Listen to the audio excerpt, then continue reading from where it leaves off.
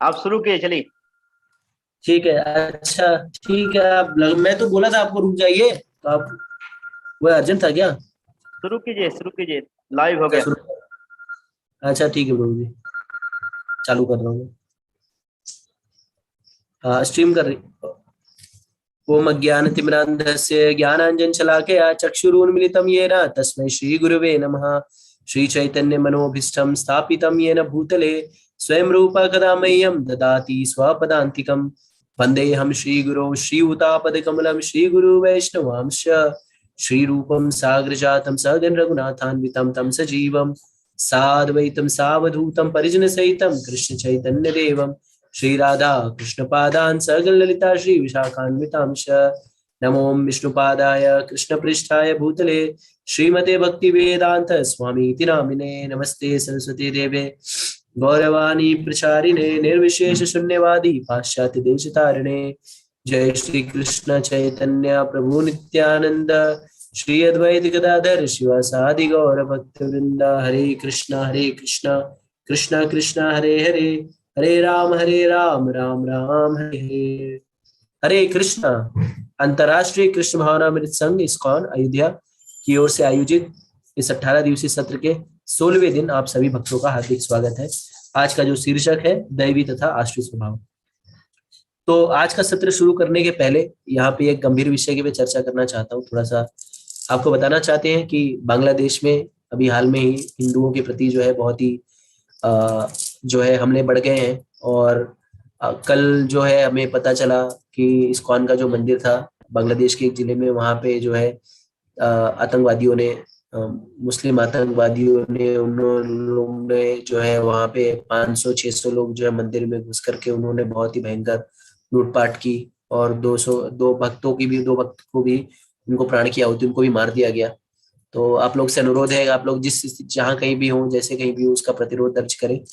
क्योंकि इस तरह से जो है भारत एक हिंदू बहुसंख्यक देश है, साथ ही साथ जो है लेकिन फिर भी जो है भारत में, हम भारत अगर, क्योंकि अगर कहीं पे भी किसी भी दूसरे धर्म के लोग जो है थोड़ा भी कहीं भी किसी दूसरे देश में उनके साथ कुछ भी बुरा बर्ताव होता है तो लोग सर पे उठा लेते हैं। लेकिन हम सहिष्णु हैं, हमें सहिष्णु रहना है, लेकिन अपना विरोध भी प्रकट करना है। तो आप लोग से अनुरोध है हाथ जोड़ करके कि अगर आप जहाँ कहीं भी हो, प्रयास करें कि इसका प्रतिरोध विरोध करें। अगर आपने फेसबुक, व्हाट्सएप या जिस किसी भी इस जो इसने रोष को जो है प्रकट करी है उस माध्यम से, जिससे चीजें सरकार के पास जाए और सरकार जो है वो अपने जो पड़ोसी मुल्क है उसके ऊपर जो है तथा एक उचित दबाव बनाए। और जो गलत लोग हैं जिन्होंने ये सब सारी चीजें की हैं उन्हें उचित दंड मिल सके। ठीक है, तो हम आगे बढ़ते हैं। और आज का जो अध्याय है उसका नाम है दैवी तथा असली स्वभाव। तो ये अध्याय जो है बहुत ही जैसा कि अब हम जो है भगवद गीता के ऑलमोस्ट एंड पे आ गए हैं। अब 2 दिन में जो सारे 18 अध्याय की विवेचना हो जाएगी।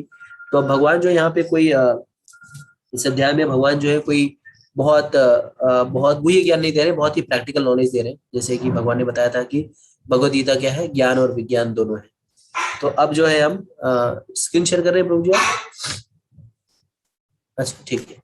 तो हम जो है अध्याय, हमने 15 अध्याय में देखा था, तो 15 अध्याय का पुनरावलोकन करते हैं। तो 15 अध्याय में हमने देखा था किस तरह से भौतिक जगत जो है वो आध्यात्मिक जगत का विकृत प्रतिबिंब है।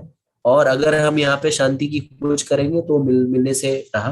क्योंकि यहाँ जैसे भौतिक जगत क्या है, वो सच्चिद आनंद है, वहां पे सदैव आनंद है, वहां पे सदैव सुख है, वहां पे कोई क्लेश नहीं है। और भौतिक जगत जो है, आध्यात्मिक जगत जो है, वहां पे कोई दुख नहीं है, कोई भी जन्म नहीं है, कोई भी मृत्यु नहीं है, कोई भी व्याधि नहीं है। लेकिन भौतिक जगत में जो है जन्म मृत्यु जरा व्याधि है। तो जो चीजें भौतिक जगत में है उसका जो है असली वर्जन जो है वो आध्यात्मिक जगत में है। और भगवान ने बताया किस तरह से विरक्ति की तलवार से जो है हम व्यक्ति से तलवार से, जो ये जो अश्वत्थ वृक्ष है, पीपल का पेड़ है, इसको काट करके हम जो है भगवत धाम को जा सकते हैं। अब हम आते हैं श्लोक संख्या अध्याय 16 की पुनरावृत्ति कर लेते हैं। तो अध्याय 16 को आप संक्षिप्त स्वरूप देख लेते हैं। तो अध्याय 16 जो है उसमें, अध्याय 16 में जो है टोटल 24 श्लोक है। और श्लोक संख्या 1 से 3 में भगवान जो है दैवी संपदा के बारे में बताते हैं, दिव्य गुणों के बारे में। श्लोक संख्या 4 से 8 में भगवान जो आसुरी संपदा या आसुरी गुण के बारे में बताते हैं। श्लोक संख्या 9 से 20 में आसुरों का मत तथा दृष्टिकोण। और श्लोक संख्या 21 से 24 में आसुरी प्रवृत्ति से मुक्त होने की विधि को भगवान यहाँ पे प्रस्तुत करते हैं। अब हम आते हैं श्लोक संख्या 1 पर। श्लोक संख्या 1, 2 और 3 जो है साथ में भगवान ने कही है, तो इसको हम पढ़ने का प्रयास करते हैं। तो श्लोक संख्या 1 है, श्री भगवान उवाच अभयम सत्व संशुद्धि ज्ञान योग व्यवस्थिता दानम धनम च यज्ञ च स्वाध्याय तप आर्जवम अहिंसा सत्यम अक्रोधा त्याग शांति अपैशुनम दया भूतेषु आलोलुप्त्वम माद्रव्यम हि आचापलम तेजा क्षमा धृति शौचम अद्रोहा न अतिमानिता भवन्ति संपदम दैवीम अभिजातस्य भारता। तो भगवान ने बता रहे हैं यहाँ पे गुण 26 गुण के आसपास है। ठीक है, तो भगवान ने कहा, हे भरत पुत्र, निर्भयता, आत्मशुद्धि, आध्यात्मिक ज्ञान का अनुशीलन, दान, आत्मसंयम, यज्ञ परायणता, वेदाध्ययन, तपस्या, सरलता, अहिंसा, सत्यता, क्रोध विहीनता, त्याग, शांति, छिंद्रावेशण में अरुचि, समस्त जीवों पर करुणा, लोभ विहीनता, भद्रता, लज्जा, संकल्प, तेज, क्षमा, धैर्य, पवित्रता, ईर्ष्या तथा सम्मान की अभिलाषा से मुक्ति, ये सारे दिव्य गुण हैं जो दैवी प्रकृति से संपन्न दैवतुल्य पुरुषों में पाए जाते हैं। तो ये सारी क्वालिटी किसमें है? ये सारी क्वालिटी जो है देवताओं के तुल्य जो पुरुष होते हैं या व्यक्ति होते हैं उनमें पाए जाते हैं। तो आइए हम एक एक करके इन सारे क्वालिटीज का अवलोकन करते हैं, विश्लेषण करते हैं। तो सबसे पहले है निर्भयता। तो निर्भयता का अर्थ क्या है? यह पूर्ण विश्वास होना कि कृष्ण या अंतर्यामी स्वरूप परमात्मा सदैव सदैव सब जगह व्याप्त हैं और सब कुछ देख रहे हैं। ठीक है, तो हमें ये पूरी तरह से विश्वास होना चाहिए कि कृष्ण जो है हमारा सदैव संरक्षण कर रहे हैं। जैसे कहा जाता है, कृष्णा हमारे राखे के, राखे कृष्णा हमारे के। कई बार हम सोचते हैं मैं अकेला हूँ, मैं ये हूँ, मैं वो हूँ, लेकिन जो पूरी तरह से कृष्ण भावना भावित व्यक्ति होता है या देवतुल्य पुरुष होता है, वो सदैव जानता है कि उसके साथ जो है भगवान सदैव परमात्मा स्वरूप में निवास करते हैं। तो हम कहते हैं मैं अकेला हूँ, मैं अकेला हूँ, लेकिन वास्तविकता में हम अकेले नहीं है। परमात्मा जो है हमें हमारे साथ सदैव रहते हैं, और अगर हम हरिनाम ले रहे हैं तो भगवान हमारे साथ सदैव हैं। तो हमें ये दृढ़ विश्वास होना चाहिए कि भगवान जो है हमारा सदैव संरक्षण करेंगे, और इसी को वास्तविक रूप में निर्भय कहा जाता है। ठीक है, और ये निर्भय कब प्राप्त होता है? जब हम अभय जो प्रदान करने वाले व्यक्ति है उनकी शरण लेते हैं। तो अभय कौन प्रदान कर सकता है? परम पुरुषोत्तम भगवान श्री कृष्ण। और भगवान की शरण कैसे ले सकते हैं? भगवान की पवित्र नामों का जप करके। हरे कृष्णा कृष्णा कृष्णा हरे हरे, हरे राम राम राम हरे हरे। दूसरा है आत्मशुद्धि। तो आत्मशुद्धि के लिए व्यक्ति को क्या चाहिए? आत्मशुद्धि का अर्थ है कि विशेष परिस्थिति में दिए गए विधि विधानों का पालन करना।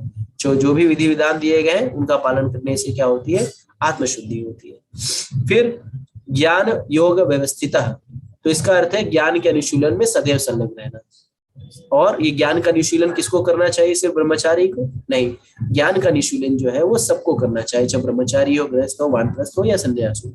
और ज्ञान का अनुशीलन किसके लिए करना चाहिए? ये जानने के लिए कि आज मोदी जी ने क्या किया, सचिन तेंदुलकर ने कितना रन बनाया, विराट कोहली किस पे आउट हुआ। ज्ञान का अनुशीलन इसके लिए होना चाहिए, इस विषय वस्तु में होना चाहिए किस तरह से हमारी आध्यात्मिक उन्नति हो सके, किस तरह हम इस जन्म मृत्यु जरा व्याधि से बाहर निकल सके। ठीक है, वही वास्तविक ज्ञान है। कृष्ण से पृथक जो सब कुछ है वो अज्ञान है। चौथा है विनयशीलता। तो विनयशीलता का अर्थ होता है कि विनयशीलता का अर्थ होता है कि आध्यात्मिकता में विनयशीलता जो है एक आध्यात्मिक जो मार्ग पर व्यक्ति है उसके लिए ये बहुत जरूरी होता है। विनयशीलता, विनम्रता एक प्रकार से कह सकते हैं। जैसा कि सन्यासियों के लिए क्या होता है विनयशीलता? कि वो माधुकरी करे, घर घर जाए, भिक्षाटन करे। और सन्यासी क्यों जाता है घर पर घर भिक्षा मांगने? तो उसका ये उद्देश्य नहीं रहता कि अपना पेट भरना, उसका उद्देश्य ये होना चाहिए कि पीछे आवाज बहुत आ रही है। उन्हें हम कुछ आध्यात्मिक ज्ञान दें। तो सॉरी, पीछे से आवाज बहुत आ रही है। वो प्रभु जो है दुर्गा जी की मूर्ति जा रही है ना, ओहो। तो 2 सेकंड में सड़क से निकल जाएगी प्रभु। तो विनयशीलता का यही अर्थ होता है। उसके बाद दान। तो दान जो है वो गृहस्थों के लिए। आप लोग से अनुरोध है कि थोड़ा सा धीरज रखें। तो या प्रभु आप आगे बनाइए, दान वगैरह के बारे में आगे बताइए।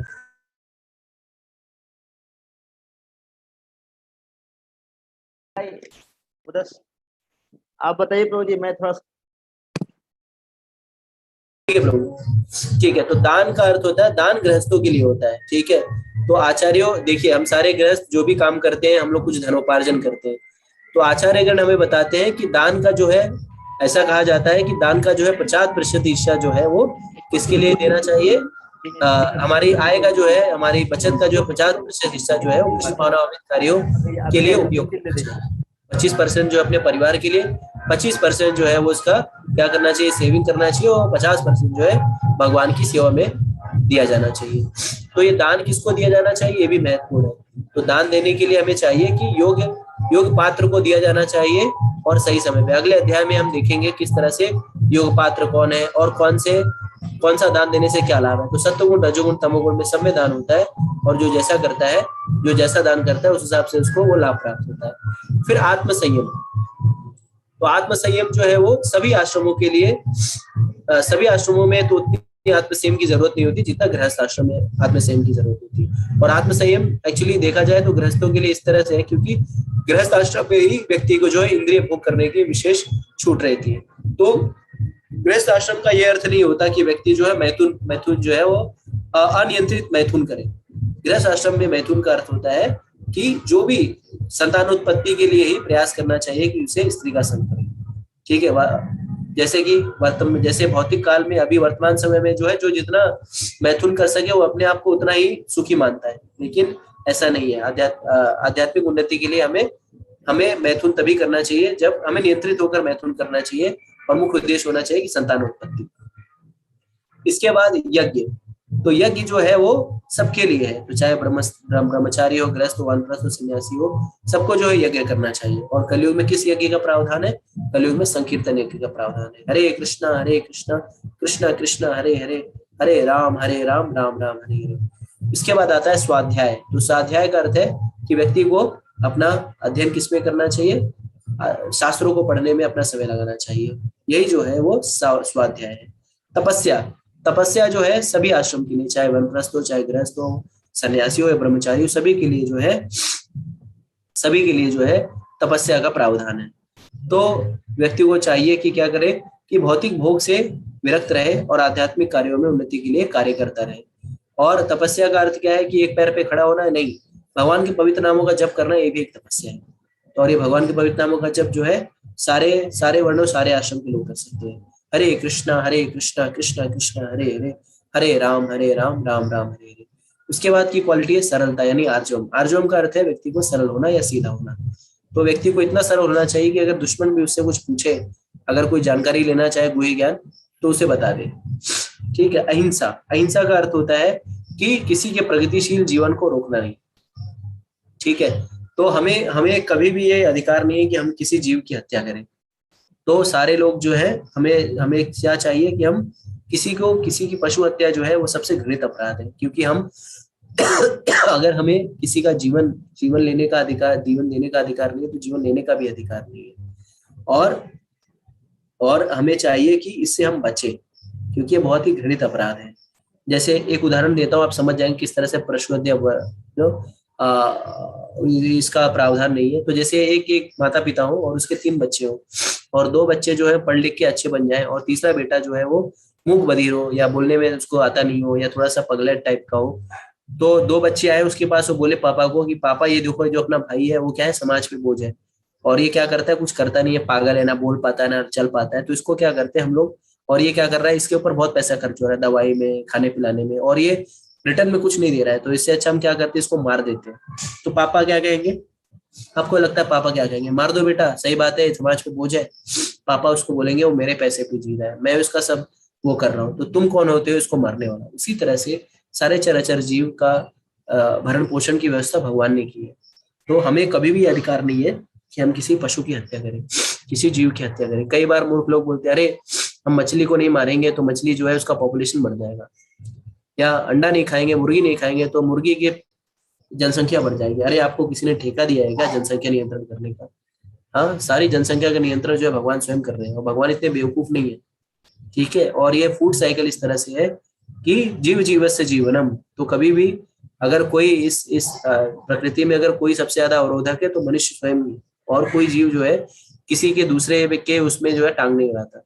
जैसे सुअर को हलवा दीजिए वो नहीं खाएगा, सुअर का जो खाना है वही खाएगा, ठीक है। या बकरी को मांस खिलाइए, बकरी मांस नहीं खाएगी, बकरी घास ही खाएगी। लेकिन हम मनुष्य जो है वो सब कुछ खा लेंगे, तो हम पशु से भी गिरे हुए हैं, ठीक है। इसके बाद सत्यम का अर्थ होता है मनुष्य को अपने स्वार्थ के लिए सत्य को तोड़ना मरोड़ना नहीं चाहिए, जैसा है वैसे ही बताना चाहिए। इसके बाद अक्रोध, अक्रोध का अर्थ है क्रोध को रोकना, ठीक है। तो अगर कभी ऐसी भी स्थिति आए कि अगर कभी हमें बहुत ही क्रोध आ रहा है तो हमें अपने आप को नियंत्रित करना चाहिए, क्यों? क्योंकि क्रोध करने से शरीर दूषित हो जाता है। अपैशनुम, अपैशनुम का अर्थ है दूसरों का दोष ना निकालना। जो देवतुल्य व्यक्ति होता है वो कभी किसी का दोष नहीं निकालता, कमी नहीं निकालता, ठीक है ऐसा, ठीक है। तो कमी निकालना हमारे भक्तों का वो नहीं होता। भक्त जो है सबकी जो अच्छाइयों का गुणगान करता है, कमियों को वो उसका मजाक नहीं उड़ाता, उपहास नहीं करता। ही का अर्थ है मनुष्य अत्यंत लज्जाशील होना चाहिए, उसे कोई ग्रहित कार्य नहीं करना चाहिए। और लज्जा जो है वो स्त्रियों का वास्तविक धर्म है। तो अगर स्त्रियां हैं तो उन्हें लज्जा में रहेंगी। अगर वो कई बार कहा जाता है आंखों में दोष है, आंखों में दोष नहीं है। अगर कोई नग्न होकर सड़कों पर घूमेगा तो कोई मना नहीं करेगा। तो हमें प्रयास करना चाहिए कि आंखों में दोष की भावना को नहीं, जो हमारा उचित कार्य है हमें उस तरह से कार्य करना चाहिए। आचापलम का अर्थ है संकल्प, आचापलम का अर्थ है संकल्प। तो मनुष्य को चाहिए कि भक्ति के मार्ग पर या जो भी वो कार्य करे, चाहे भले ही सफलता असफलता क्यों ना मिले, लेकिन उसे असफलता से खिन्न नहीं होना चाहिए और भक्ति के मार्ग में धैर्य तथा संकल्प के साथ प्रगति करने में लगा रहना चाहिए। प्रयुक्त तेजस शब्द क्षत्रियो के लिए कहा गया है। तो क्षत्रियो को क्या होना चाहिए? अत्यंत बलशाली होना चाहिए। और क्षत्रियो को चाहिए कि वो सबका संरक्षण दे, उसे बेवजह जो है अहिंसक होने का नाटक नहीं करना चाहिए, और आवश्यकता पड़े तो हिंसा भी करनी चाहिए। जैसे धर्म की प्रोटेक्शन के लिए हमें हिंसा करने की आवश्यकता पड़े तो आवश्यकता करनी चाहिए। अगर आपको कोई मारने आ रहा है तो आपको अगर अपने आत्म संयम में, अगर आत्म जो है अपने आप को बचाने के लिए हिंसा करनी पड़े तो हिंसा करनी चाहिए। फिर शौचम का अर्थ है पवित्रता। तो व्यक्ति जो है, जो देवतुल्य व्यक्ति होता है, वो सिर्फ बाहरी रूप से नहाता धोता मंजन करता नहीं, वो आंतरिक रूप से भी अपने चित्त को शुद्ध करता है। तो बाहरी रूप से वो नहाता धोता है, अच्छे कपड़े पहनता है, और आंतरिक रूप से जो भगवान के पवित्र नामों का जप करता है। हरे कृष्णा कृष्णा कृष्णा हरे हरे, हरे राम राम राम हरे। और ये शौचम जो है पवित्रता तो है, ये जो है वैश्य लोगों के लिए या बनिया लोगों के लिए भी होता है। उन्हें ऐसा चाहिए कि जो वाणिक या जो बनिया है, या चाहे वो सुनार हो, चाहे लोहार हो, चाहे अड़ाती हो, कोई भी हो, उन्हें चाहिए कि कालाबाजारी नहीं करे, क्योंकि कालाबाजारी जो जब से घृणित कार्य है, घटतौली नहीं करे, ठीक है। ये बहुत ही पापमय कर्म है। और अन्यथा नाती मनाती है, कुटी नाती। नाती मनाती का अर्थ है कि व्यक्ति को, जो देवतुल्य व्यक्ति होता है, उसे सम्मान की आशा नहीं करनी चाहिए। तो ये जो है कुछ भगवान ने एक्चुअली यही सब दैवी गुण है, ऐसा नहीं है। ये सिर्फ आंशिक रूप से मैं आपको भगवान ने यहाँ पे बताया, और मैंने संक्षेप रूप में आपको यहाँ पे समझाने का प्रयास किया है। अब जो है आगे हम देखते हैं, ये तो दैवी गुण है, इसके आगे हम आसुरी गुण को, आसुरी संपदा को देखते हैं। षडभुज गौर प्रभु के मुखारबिंद से। हरे कृष्ण। हरे कृष्णा। तो बहुत बहुत धन्यवाद दर्शक प्रभु, आपने काफी अच्छा बताया। धर्म के लिए अगर लड़ना पड़े तो लड़ना चाहिए। यस, हाँ, धर्मो रक्षित रक्षिता। धर्म की रक्षा, जो धर्म की रक्षा करता है, धर्म उसकी रक्षा करता है।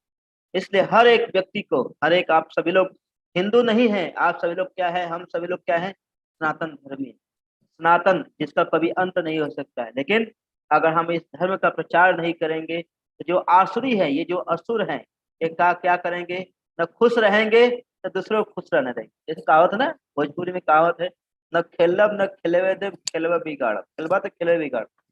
हाँ, ना मैं खुद खेलूंगा ना आपको खेलने दूंगा। अगर आप खेलने जाओगे मैं बिगाड़ूंगा। उसी तरह से देखिए, हमारा इस्कॉन मंदिर हमारे धर्म को इतना प्रचार करने का प्रयास कर रहा है, इतने मेहनत कर रहा है लोगों को भगवान की जोड़ने का।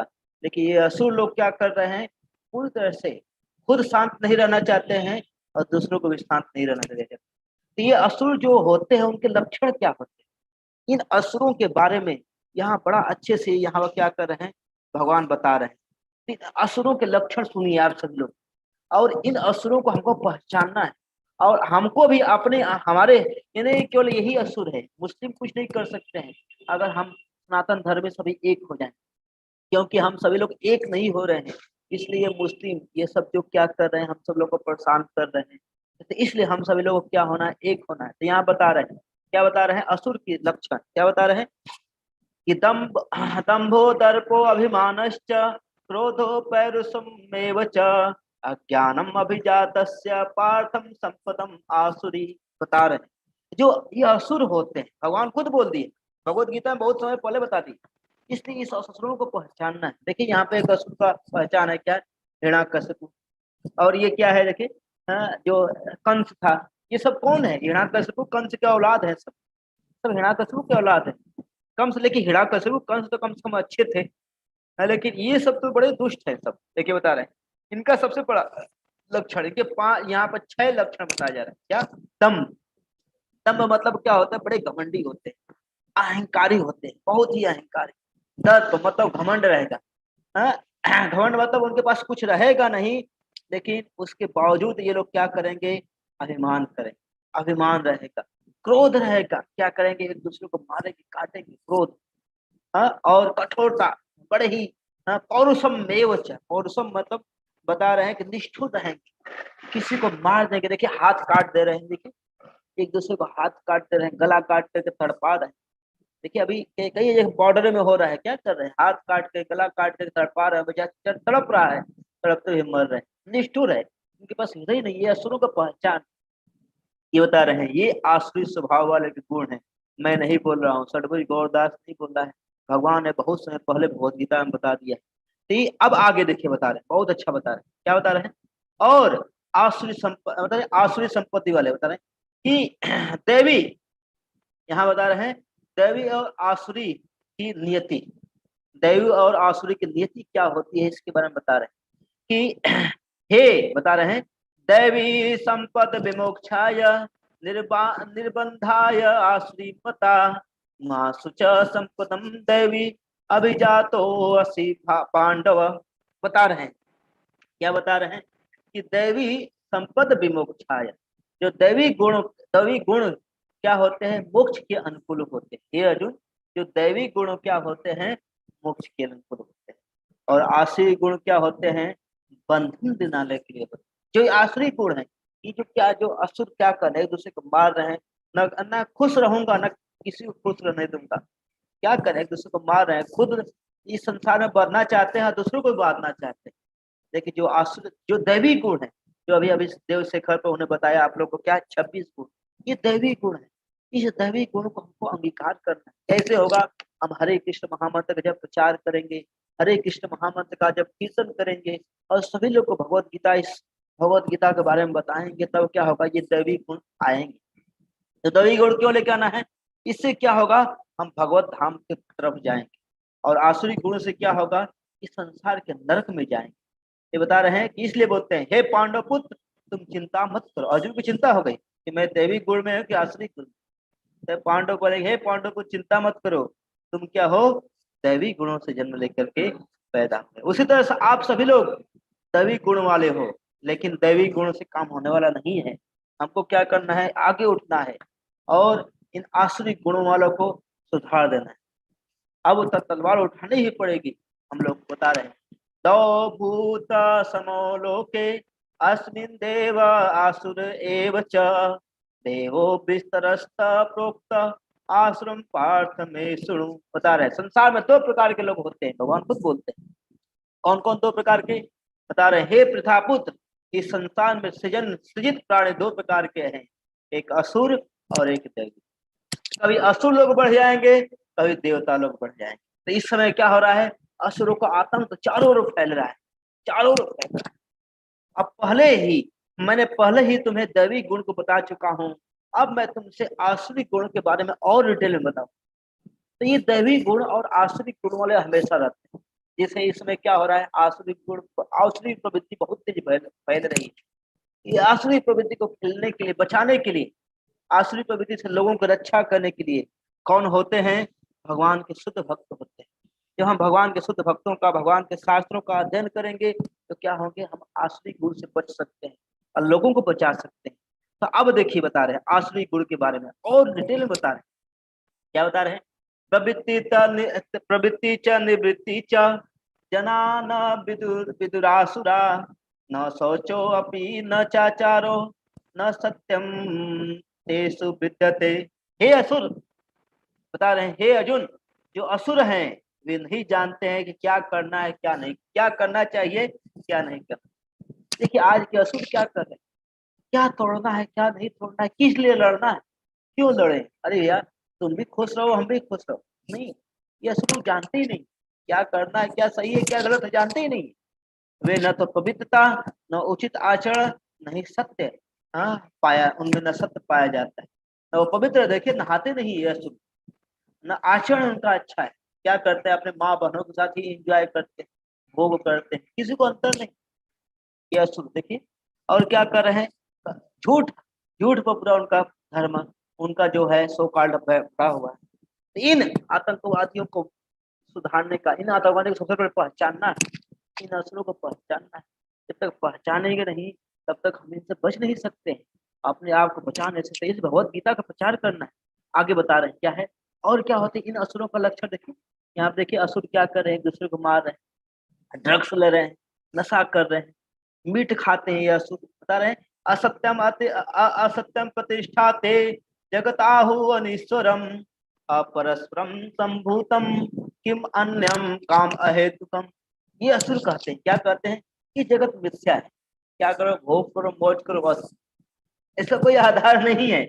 ऐसे कई असुर है बोलते हैं, हाँ इनका नियत, इनका नियमत नियमन कि ईश्वर द्वारा नहीं होता है, सब कुछ निराकार है। उनका कहना है कि काम इच्छा भोग करो, सेक्स एंजॉयमेंट करो, मैथुन करो, मैथुन से संसार उत्पन्न हुआ है और काम के अतिरिक्त, मैथुन के अतिरिक्त कुछ संसार में नहीं रखा। इसलिए मेरी बात किसी को बुरी लग रही हो तो माफ कीजिएगा, लेकिन इसको पहचानना पड़ेगा, इस असुरों की संपत्ति को, असुरों का जो स्वभाव है उसको पहचानना पड़ेगा, क्योंकि अब तो अति हो रही है। और ये नहीं, यही नहीं, अब ये क्या करेंगे जानते हैं, ये असुर हम लोग पर आक्रमण कर रहे हैं, हम सब लोग को अब जीने नहीं दे रहे हैं।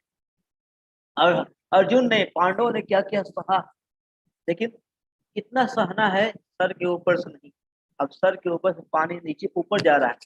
इसलिए अब क्या करना पड़ेगा, शस्त्र और शास्त्र दोनों तैयार करना। हम लोग आपको शास्त्र दे रहे हैं, आप सही लोग को इस शास्त्र के आधार पर अपने अपने शस्त्र को तैयार करना है और इस पूरे सनातन धर्म को फैला देना है।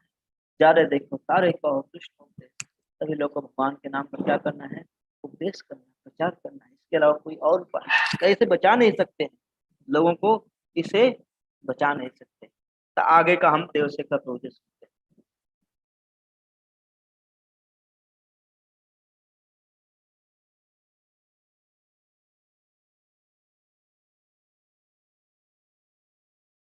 आपका म्यूट है, म्यूट।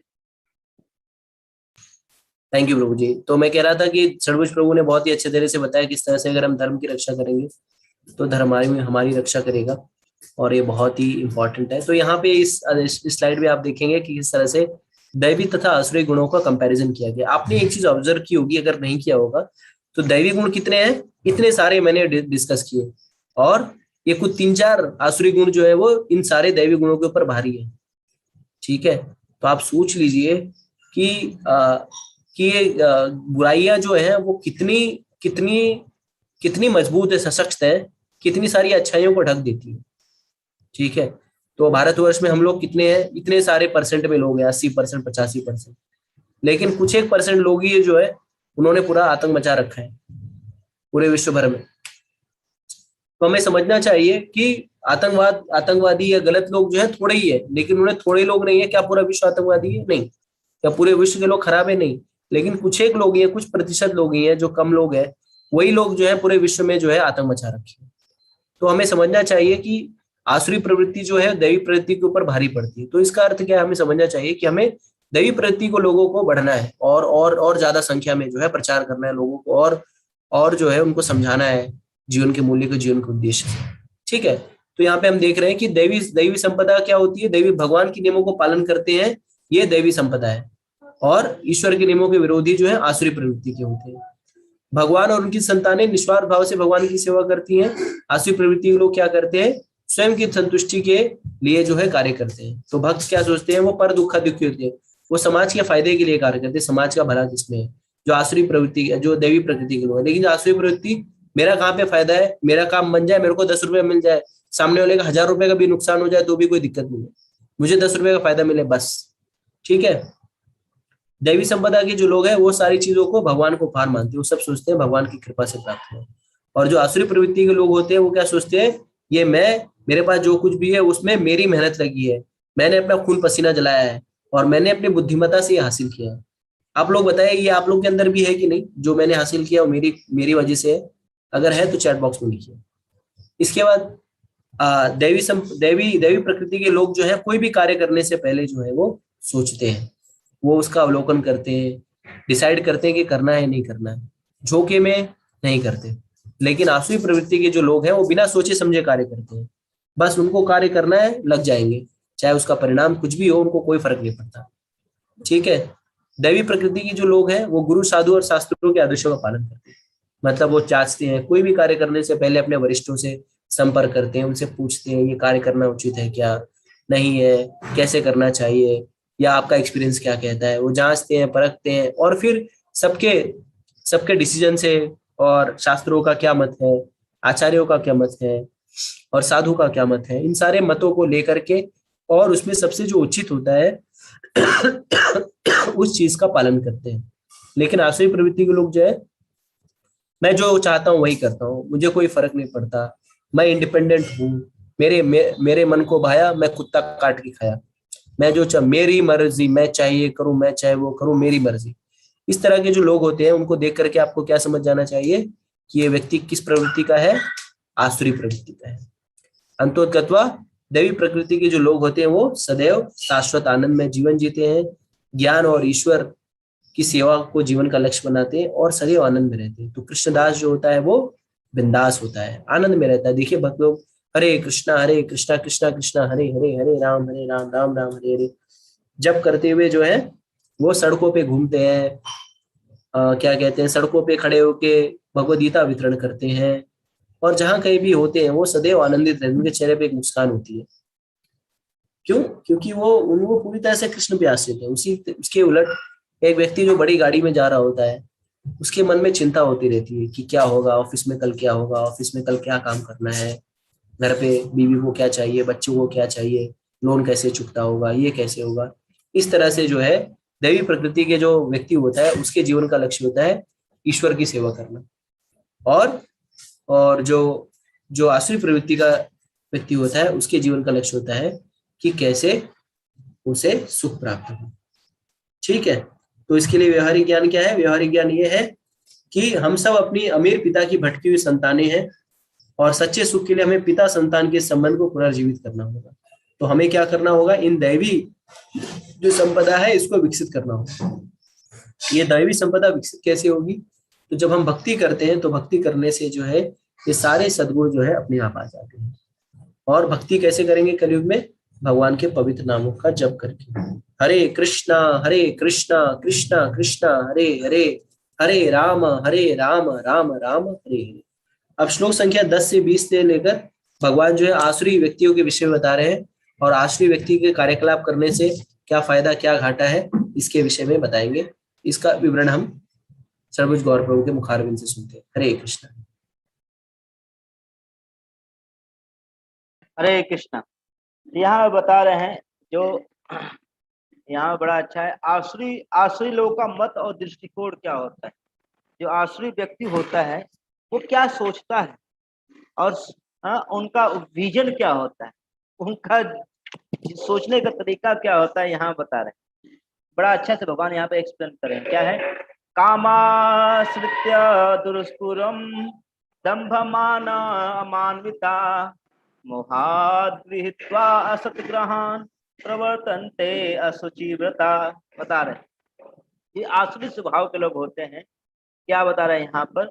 आसुरी स्वभाव आचरण, और बता रहे हैं कामाश्रित्य दुष्पुरम।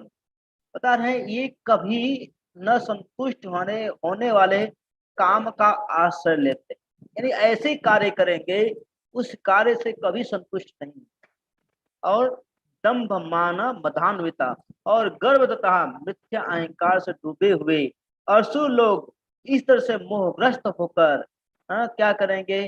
सदैव क्षण भंगुर वस्तुओं द्वारा क्या करेंगे? अपवित्र व्रत में लगे रहते हैं। क्षण भंगुर इस संसार के जो भोग है, इस संसार के जो काम क्रोध है, लस्ट है, स्त्रियों को पूरा उठा लेके जाएंगे, लोगों को धन लूट लेंगे।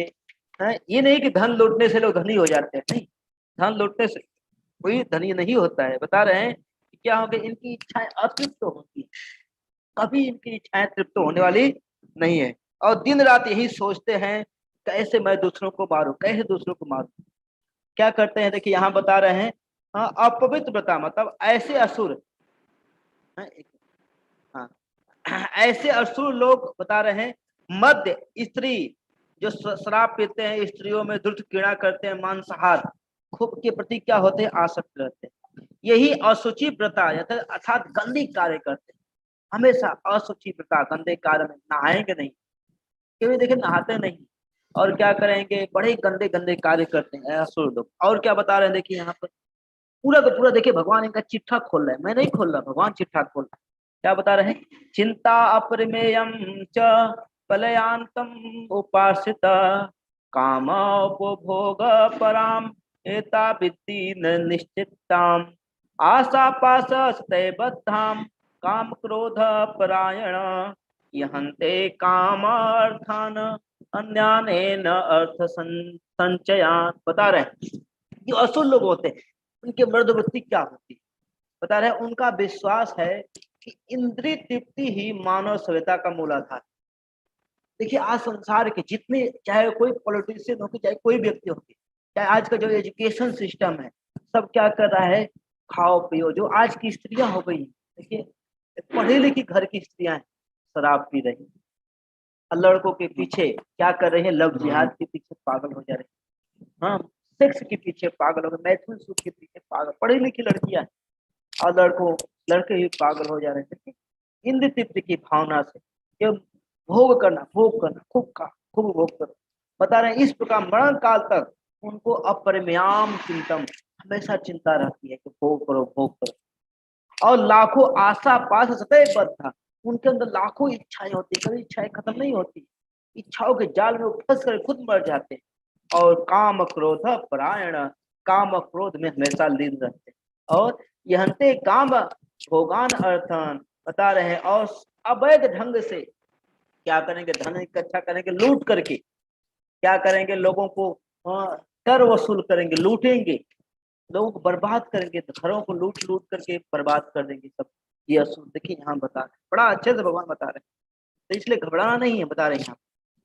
देखिए आश्रय मानसिकता, आश्रय मानसिकता के बारे में देखिए यहाँ बता रहे हैं 13 नंबर, इस अध्याय के 16 अध्याय के 13 नंबर श्लोक से 15 नंबर श्लोक की क्या बता रहे हैं, देखिए बड़ा अच्छा बता रहे हैं कि आसुर सोचता है, क्या सोचता है कि वे अतृप्त काम वासनाओं का आश्रय लेता है, यानी योजना बनाता है। क्या बनाता है असुर, ऐसा कि आज मेरे पास इतना धन है, आज मेरे पास इतना धन है, कल और धन कमाऊंगा, मेरे पास इस समय इतना है, किंतु भविष्य में बढ़ाकर इतना और अधिक हो जाएगा। और क्या होता है, मेरा शत्रु और वह मेरा शत्रु है, मैं उसे मार दूंगा। ये हिंदू क्या है, मेरे शत्रु हैं, जितने लोग हैं मेरे शत्रु हैं, एक क्रिश्चियन मेरे शत्रु हैं, सबको मार देंगे, मुस्लिम मेरे शत्रु हैं, ये सबको मार देंगे।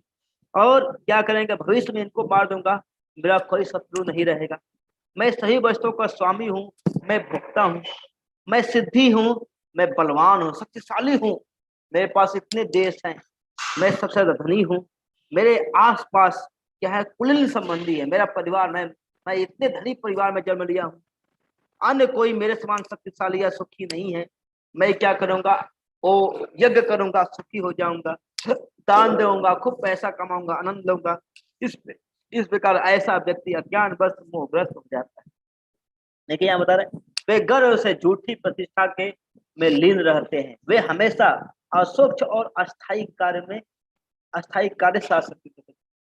वे नियंत्रित और भोग, मैं नियंत्रक हूँ, मैं मालिक हूँ, और मैं भोग करूंगा, मेरा दुश्मन हारेगा, मैं खुश रहूंगा, मैं हर चीजों का भगवान हूँ, मैं सर्वे क्षण करता हूँ, मैं सबको मार दूंगा। बता रहे हैं यहाँ देखो, बता रहे हैं आसुरी व्यक्तियों की नियति बता रहे हैं क्या है, अनेक चिंता विभ्रांता मोहजाल समावृता प्रसक्ता काम भोगेषु पतंति नरकेषु च।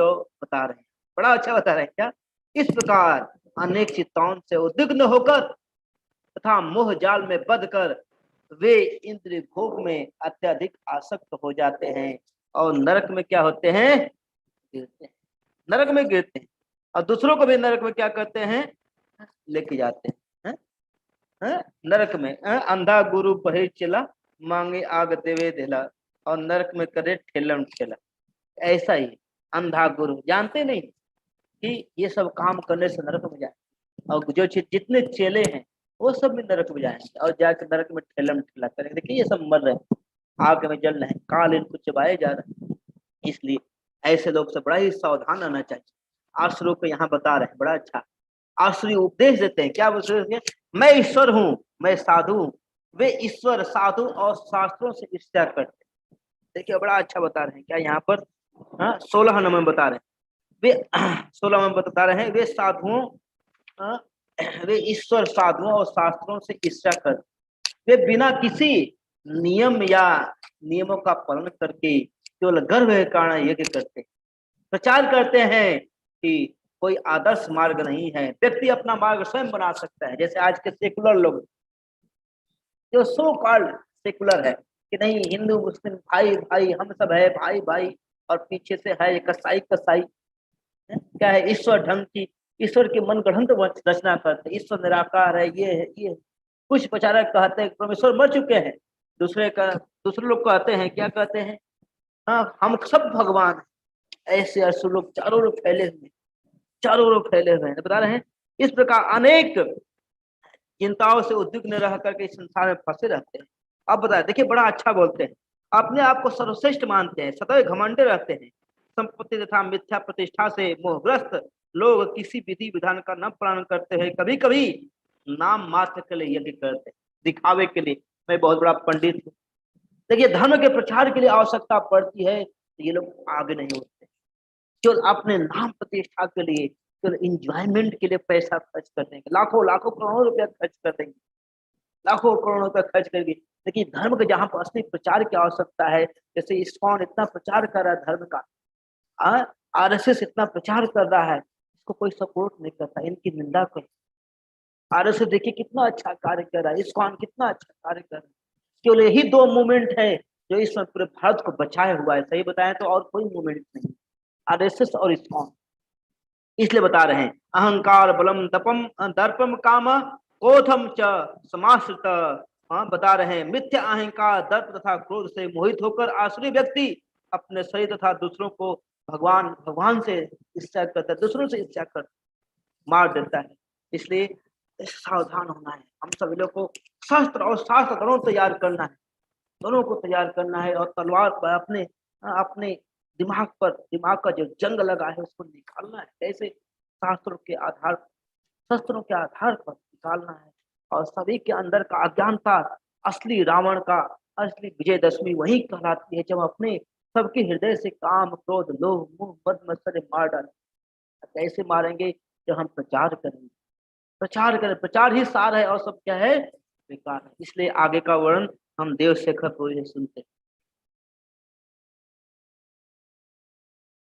हरे कृष्णा। इसके बाद जो है बहुत अच्छा शर्मिष्ठ प्रभु ने बताया, प्रचार ही सब कुछ है और हमें जो है वो रावण को मारना है। तो रावण को मारने के लिए क्या है, पहले हम खुद ज्ञान ले लेंगे, खुद सीख जाएंगे, फिर रावण को मारेंगे, जैसा कि प्रभु जी ने बताया।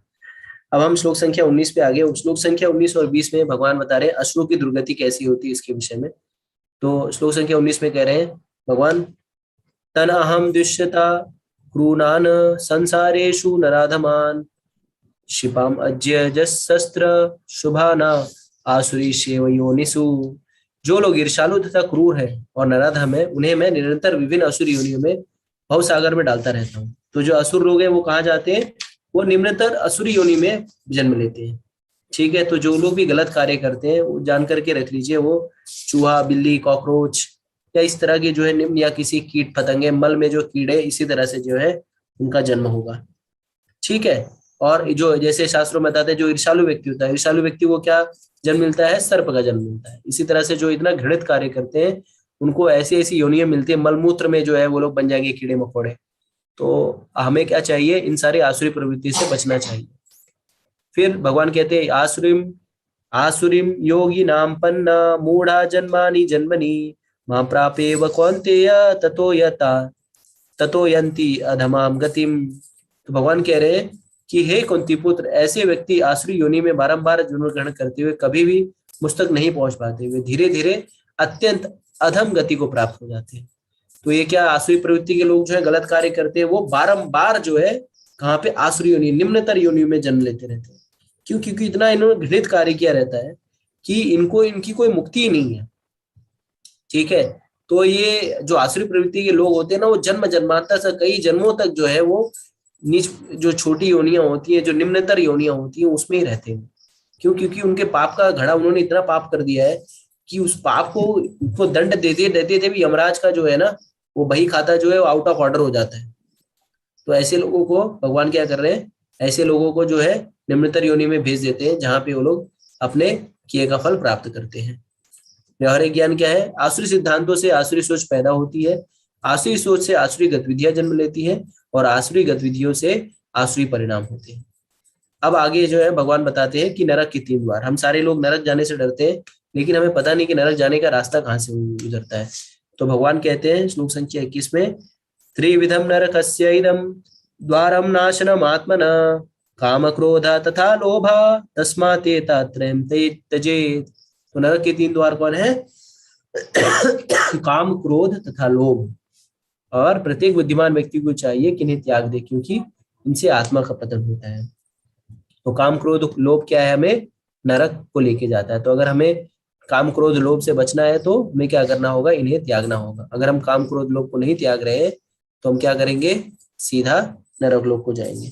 श्लोक संख्या 22 में भगवान बता रहे हैं कि अगर ये जो काम, क्रोध, लोभ से जो बच जाता है उसका क्या होता है।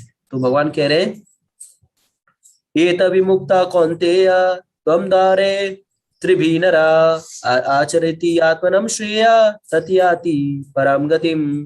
तो हे कुंती पुत्र, जो व्यक्ति इन तीनों नरक द्वारों से बच जाता है वो आत्म साक्षात्कार के लिए कल्याणकारी कार्य करता है और वो क्रमशः परम गति को प्राप्त होता है। तो अगर आप काम, क्रोध, लोभ पे विजय प्राप्त कर लेते हैं तो आप भगवान के परम धाम जाने के योग्य हो जाते हैं।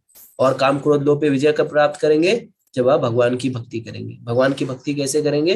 भगवान के पवित्र नामों का जप करके। हरे कृष्णा कृष्णा कृष्णा हरे हरे, हरे राम राम राम हरे हरे। फिर अब भगवान श्लोक संख्या 23 में बता रहे हैं, अगर जो व्यक्ति शास्त्रों का पालन नहीं करता उसका क्या होता है। यम शास्त्र विधि मुत्सृज्य वर्तते काम कारता न सिद्धिम अवाप्नोति न सुखम न परम गतिम। तो भगवान कह रहे हैं, जो शास्त्रों के आदेशों की अवहेलना करता है और जो अपने मनमाने ढंग से कार्य करता है उसे ना तो सिद्धि, ना सुख, ना ही परम गति प्राप्त होती है। तो शास्त्रों का पालन करना क्या है? शास्त्रों का पालन करना जो है बहुत ही जरूरी है। तो शास्त्रों में जो कहा गया है हमें उसको पालन करना चाहिए। अगर हम नहीं पालन करते हैं तो क्या होगा? ना शुद्धि मिलती है, ना सुख मिलता है, ना परम गति प्राप्त होती है। देखिए, अगर जैसे उदाहरण, कैसे आप समझे कि हमें शास्त्रों की बात को मानना है। तो जैसे हम भारत देश में रह रहे हैं, भारत देश का कुछ कानून है, करेक्ट, और उस कानून को अगर हम पालन करते हैं तभी हम जो है सुखी रह सकते हैं। अगर हम कानून तोड़ते हैं, मान लीजिए सड़क पे गाड़ी कब तक आप आराम से चला सकते हैं, सुखपूर्वक चला सकते हैं, जब तक आप सड़क के नियम जो है, नियम कानून उसका पालन करें। लेकिन जैसे ही आप जो है नियम कानून को तोड़ते हैं, वैसे ही क्या होता है कि सरकार आपके ऊपर जो है, पुलिस जो है आपको पकड़ लेती है। जैसे आप मान लीजिए रेड लाइट पे खड़े हैं, रेड लाइट हुई है सड़क पे और आपने सड़क की रेड लाइट को तोड़ दिया और गाड़ी आगे बढ़ा दी, तो वहां पे क्या होगा? हवलदार आपका चालान काट देगा, आपको फाइन मारेगा। तो उसी तरह से अगर हम प्रकृति के नियम का पालन करते हैं, तो अगर हम संयमित होकर सारा कार्य करते हैं, नियम के अनुरूप कानून कार्य करते हैं, तो सरकार क्या करती है? सरकार हमें जो है भारत रत्न पुरस्कार देती है अच्छे नागरिक होने के लिए। लेकिन जब हम नियम कानून को तोड़ते हैं तो क्या हमें पुलिस हमारे ऊपर काम करती है। तो अच्छे नागरिक के ऊपर नागरिक संहिता, नागरिक कानून, और जब हम दंड करते हैं, जब गलत करते हैं तो दंड कानून। इस तरह से 2 कानून होते हैं। उसी तरह से अगर कोई व्यक्ति जो है मनुष्य जीवन का उपयोग जो है वो परम लक्ष्य की प्राप्ति, भगवत प्राप्ति के लिए प्रयासरत न होकर भोग विलास में अगर कार्य करता है और शास्त्रों की बात को नहीं मानता, जैसे शास्त्रों में कहा गया है हमें 4 नियम का पालन करना होता है। कौन सा? अवैध स्त्री पुरुष संग नहीं करना, मांस मदिरा इत्यादि का भक्षण नहीं करना, जुआ नहीं खेलना, शराब नहीं पीना, ठीक है, और किसी तरह का व्यसन नहीं करना। ये सब चीजें जो है शास्त्रों में वर्जित है। अगर कोई व्यक्ति जो है शास्त्रों की बात ना मानकर इन सारी चीजों में लगा रहता है, रत रहता है, तो उसका क्या होगा? ना उसे सिद्धि प्राप्त होगी, ना वो सुख रहेगा, और ना परम गति प्राप्त होगी। वो अधम अधम योनियों में गिरता जाएगा और अपने कर्म फल को भोगता रहेगा। अब जो है इस अध्याय का आखिरी श्लोक जो हम शरभुज गौर प्रभु से सुनते हैं। हरे कृष्ण। हरे कृष्ण। तो यहाँ पर बड़ा अच्छा बता रहे हैं, देवशक प्रभु ने बताया कि आप क्या अच्छा बताया। यहाँ पर देखिए, यहाँ बता रहे हैं कि यह शास्त्र विधि उत्सृज्य वर्तते काम कारत, न स सिद्धि वापनोति, न सुखम न पराम। यहाँ बड़ा अच्छा बता रहे हैं। कई लोग इस संसार में, कई लोग हमारे हिंदू धर्म के लोग ही, क्या हिंदू के धर्म के लोग जो सो कॉल्ड हिंदू हैं, वो न शास्त्रों को मानते, न भगवत गीता, न भागवतम, न रामायण, न वेद पुराण, किसी को नहीं मानते। क्या सोचते हैं? अपने मन को ही अपने गुरु मान लेते, अपने आप को ही गुरु मान लेते हैं। और क्या कहते हैं, ये सब शास्त्र क्या है, ये सब काल्पनिक है, ये हमारे जैसे मनुष्य लिखा है।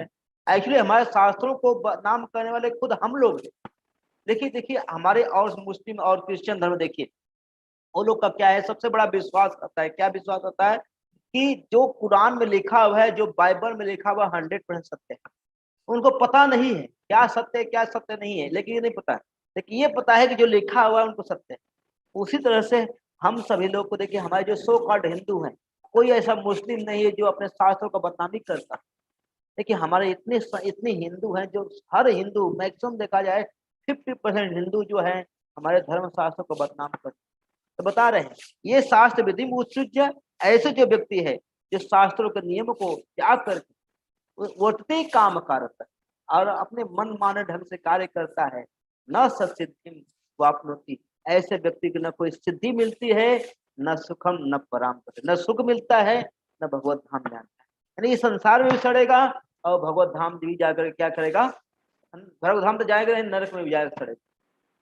तो बता रहे हैं इसलिए शास्त्र जो बताते हैं वो ब्रह्म सत्य है। जैसे हमारी माँ कभी झूठ नहीं बोलती है, असली माँ जो रहेगी, जैसे हमारी माँ ने बोला कि ये मेरे पिता है, झूठ नहीं बोले। उसी शास्त्र बोलते हैं कि भगवान हमारे गुरु हैं, भगवान की आज्ञा मान करके हम क्या होंगे? सुखी होंगे। तो इस शास्त्र भगवत गीता को पढ़िए, पढ़ाइए और लोगों को सुखी बनाइए। भगवत गीता का प्रचार करना है, लोगों को फैलाना है सभी लोग को। देखिए यहाँ बता रहे हैं तस्मात, हाँ तस्मात बता रहे हैं कि तस्मात् शास्त्रम प्रमाणम ते कार्यम कार्य व्यवस्थितो ज्ञात्वा शास्त्र विधुनोक्तम कार्यम कर्तुम अर्हसि। बता रहे हैं शास्त्रों का पालन करने का परिणाम, जो शास्त्रों के हिसाब से चलते हैं। बताया पहले, जो शास्त्रों को नहीं जो शास्त्रों को पालन नहीं करता है, न उसको सुख, न सिद्धि, न पराम गति, तीनों नहीं मिलता है। लेकिन जो शास्त्रों का पालन करता है क्या होता है? बता रहे हैं कि अतएव मनुष्य को जानना चाहिए कि शास्त्रों के विधि के अनुसार क्या कर्तव्य है, क्या अकर्तव्य, क्या सही है, क्या गलत है। शास्त्रों के हिसाब से मानना है, ये अपने मन से नहीं। शास्त्र वेद जो दिखा गया है उसे ऐसे विधि विधानों को जानकर क्या करना चाहिए? कर्म करना चाहिए। इसको कर्म करने से क्या होगा? व्यक्ति धीरे धीरे धीरे धीरे क्या होगा? भगवान के पास जाए। ये भगवान खुद बोल रहे हैं। इस शास्त्रों के बातों को पूरी तरह से विश्वास करना है, पूरी तरह से मानना है और इधर उधर नहीं भटकना है, संसार में इधर उधर नहीं भटकना है। इस शास्त्र जो भगवत गीता लिखे हैं इस बात को ब्रह्म वाक्य मानते हैं। इसलिए आप सभी लोग से निवेदन है, भगवत गीता को पढ़िए और सही से बात, सही से भगवत गीता का एक एक शब्द समझिए। और इसलिए हम लोग आए। देखिए देवशेखर प्रभु अपने, इनके पास इनका तबीयत खराब है, उसके बावजूद हम सब लोग के लिए समय निकाल। भक्तों के पास समय नहीं है, अपने लिए अपने घर परिवार को कम समय दे रहे हैं, लेकिन धर्म के प्रचार के लिए अपने आप को पूरा झोंक दिए। ऐसे भक्तों को हम लोग को प्रणाम करना चाहिए, ऐसे भक्तों को नमस्कार करना चाहिए जो अपने सुख को त्याग दिए। देखिए अपने अपने लिए खाने के भी कई ये भक्त जानते हैं, आपको लेक्चर देने के बाद फिर खाएंगे, फिर सोएंगे। देखिए इतना मेहनत करते हैं भक्तों। इसलिए ऐसे भक्तों की बातों को मानना है, ऐसे भक्तों की आचार्यों के अनुसार हमको क्या करना है? इस संसार में कार्य करना है, तभी हमको क्या होगा? सुख और शांति मिलेगी। बता रहे हैं शास्त्रों के व्यवहारिक ज्ञान क्या है? शास्त्रों के दिशा निर्देशन से में ही इस भौतिक जगत से बाहर निकलने का ज्ञान प्राप्त होता है। ये है, यानी शास्त्रों के आधार पर अगर हम कार्य करेंगे तभी इस भौतिक संसार के अज्ञानता से हम बाहर निकल सकते हैं। और कोई उपाय नहीं, कोई उपाय नहीं, कोई उपाय नहीं। हरे कृष्णा कृष्ण कृष्ण हरे हरे, हरे राम राम राम हरे हरे। तो आप लोग का मेरी बातें अगर किसी को बुरी लगती हो तो आप लोग कृपया माफ कीजिएगा। मैं किसी को हर्ट नहीं करना चाहता हूँ, लेकिन क्या करें, ये आतंक इतना फैल रहा है, अब सर से ऊपर पानी जा रहा है, इसलिए मैं जस्ट बोला हूँ। अगर किसी को मेरी बातें कड़वी लग रही है, उनके चरणों में मेरा झुक करके प्रणाम है। हरे कृष्णा। देव से कर दो जी। हरे कृष्णा। तो बहुत बहुत धन्यवाद आप सभी लोगों का। तो आधिकारिक रूप से हमारा सत्र यहीं पे समाप्त हो रहा है। आप लोगों से अनुरोध है, ज्यादा से पहले इस वीडियो को लाइक कर लीजिए, ज्यादा से ज्यादा शेयर करिए, प्रयास करिए कि जैसा कि शर्मिष्ठ प्रभु बता रहे थे, धर्म और रक्षिता रक्षिता। तो धर्म की रक्षा करना का अर्थ है कि हम, अगर हम खुद नहीं कर रहे हैं तो जो लोग कर रहे हैं उनको हेल्प करें। और हम कई बार, जैसे हम कहते भी हैं, हम गर्व से कहो हम हिंदू हैं, तो हमें प्रयास करना चाहिए हम हिंदू न का अर्थ को समझें और अपने शास्त्रों को समझ लें कि हमारे शास्त्र क्या कहते हैं। और ये प्रयास है कि भगवत गीता को आप जाने समझे, भगवत गीता में लिखा क्या है, भगवान कहना क्या चाहते हैं, इनसे अपेक्षा क्या है। बाकी चीजें तो होती रहेंगी, हमें जहाँ पे विरोध करना है हम विरोध करेंगे, जहाँ पे उसको सम्मान देना है हम सम्मान देंगे। ठीक है, यहीं पे सत्र को आधिकारिक रूप से यहाँ पे समाप्त हो रहा है। कोई आपके कुछ प्रश्न है उनको लेंगे, जिसे जाना जाए अपना काम करने के लिए वो सत्र छोड़ करके जा सकते हैं। बाकी कुछ एक प्रश्नों को लेंगे, फिर सत्र को समाप्त करेंगे।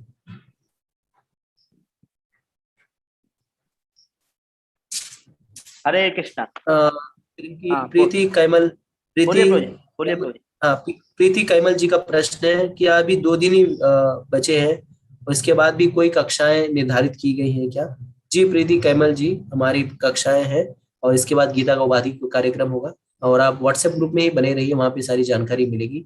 और भगवद गीता को और गुह्यता से और शास्त्रों, इतर शास्त्रों को पढ़ने की अगर आपकी उत्कंठा है तो उसके लिए हम और भी जो है कोर्सेज डिजाइन करे हैं और उस पे काफी लोग जो है उसका लाभ उठा रहे हैं। आप लोग भी जुड़िए और लाभान्वित होइए। जी शरुष को। यहाँ पर आशा शर्मा जी का प्रश्न है, हम असुरों को दैवी कैसे बना सकते हैं? देखिए, असुरों को दैवी बनाने का सबसे बड़ा उपाय क्या है? सबसे फर्स्ट एंड बेस्ट उपाय है भगवान के नाम पे जप कर। जो भगवान के नाम का जप करेगा वह असुर से भी देव हो सकता है। जैसे रत्नाकर डाकू थे, रत्नाकर डाकू ने नारद मुनि के कहने पर राम राम नाम का जप किया, तो असुर नाम से, असुर से क्या हो गए, वह एक असुर की तरह थे लेकिन एक मुनि बन गए। और लेकिन सबसे प्रॉब्लम यह है कि कई लोग राम नाम का जप ही नहीं करते, राम नाम का जप ही नहीं करते। जब जप करेंगे तभी तो भैया, कोई व्यक्ति दवाई खाएगा तभी तो उसका उद्धार होगा, कोई दवाई खाना नहीं चाहता है। अब तो दूसरा उपाय क्या है जो प्रभुपाद ने किया? क्या प्रभुपाद ने किया? प्रसादम वितरण करके और ग्रंथ वितरण करके, ग्रंथ और प्रसादम वितरण करके क्या कर सकते हैं, आसुर लोगों को क्या देवता, देवी गुण यानी देवता बनाया जा सकता है। लेकिन प्रॉब्लम ये है कि ये असुर लोग प्रसाद नहीं खाना चाहते, ये प्रसाद नहीं खाना। आप प्रसाद बांटने जाओगे, हम लोग देखे अयोध्या में प्रसाद बांटते हैं, कई ऐसे असुर आते हैं, उनके बच्चे आते हैं जानते हैं, वो प्रसादम को ले आकर के फेंक देते हैं, लेते तो प्रसादम है, जाके अपने बकरी को खिलाते हैं, गायों को खिलाते हैं, कोई बात नहीं खिलाओ, लेकिन लेकर वो भी क्या करते हैं, बर्बाद करते हैं, फेंक देते हैं। लेकिन उपाय हमारे आचार्यों ने, हमारे गुरु ने दिया है। लेकिन सबसे बड़ी बात है, खाए तब ना, दवाई खाएगा तब ना व्यक्ति सही होगा। ये मेरा मत है, अगर कोई किसी और का मत है तो बता सकता है। हरे कृष्ण। आशा माता जी। यस देव से कर।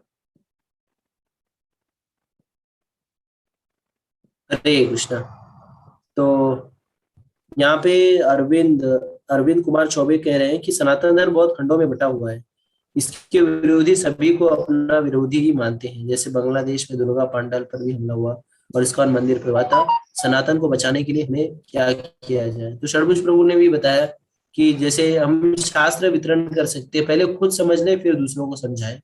तो अगर आप जो है धर्म की रक्षा करने में नहीं है तो आप जो भी अपने हिसाब से उसमें हेल्प करिए, जो लोग प्रचार प्रसार में लगे हैं उनको हेल्प करिए। ठीक है, और कोई प्रश्न?